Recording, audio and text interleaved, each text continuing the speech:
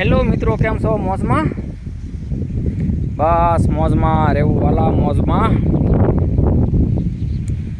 કેમ કે ચૈતર મહિનો વયો ગયો અને વૈશાખ મહિનો અડધો વયો જવા આવ્યો. તો આ 5, 6, 7 તારીખની આગાહી કે વરસાદની કે માવઠું થાય અને પવન એસી એમ કહે છે.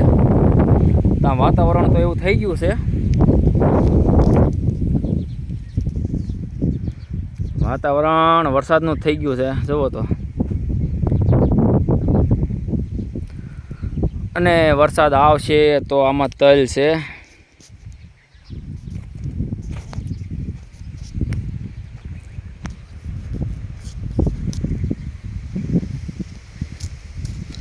અને તલને છેલ્લું પાણ પાવાનું છે હવે.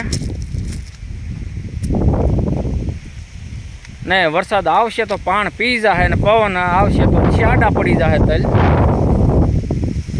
એવું છે ભાઈ. અને આ આટલી બાજરી છે.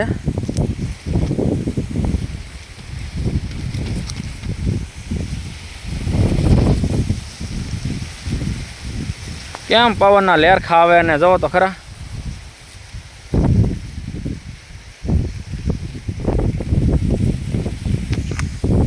માવઠું થાય તો વાંધો નહીં, પવન હશે તો બધી પડી જાય બાજરી તે અને તલે તે.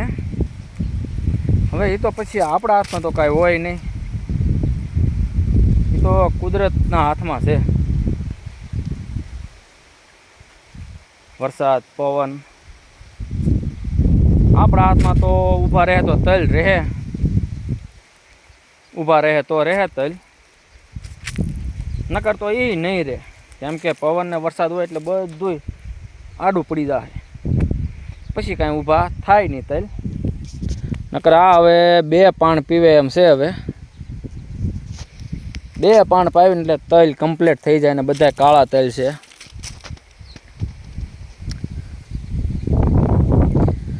બે વીઘાના તલ છે ને 1.5 વીઘાની બાજરી છે. અને ફાલમાં હારા છે તલ.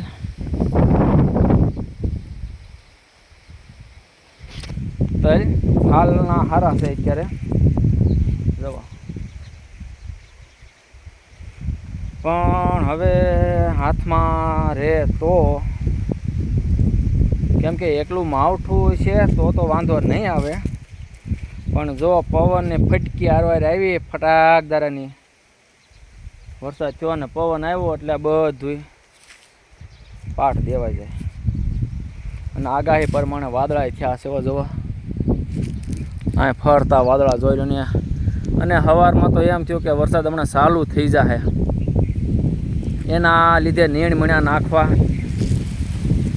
ઓલો ઢગલો જો સારોલાનો દેખાય એટલું રહ્યું છે, બાકી બધું ઢાળિયામાં નાખી દીધું.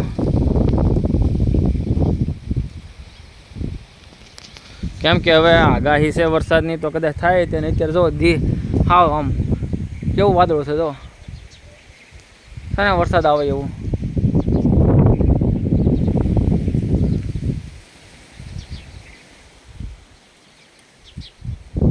એમ થઈ જાય હમણાં, એમ થાય કે વરસાદ આવશે હમણાં. કેમ કે હવે આજે 2 દિવસ છે. હવે કાલે 7 તારીખ અને પમદી 8 તારીખ. આજ 6, 7 ને 8 એમ હતું આગાહી.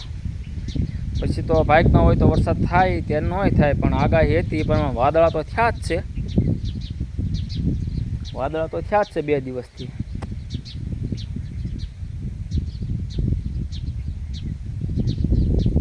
અને પવન થોડો થોડો વધતો જાય છે. ખાલી પવન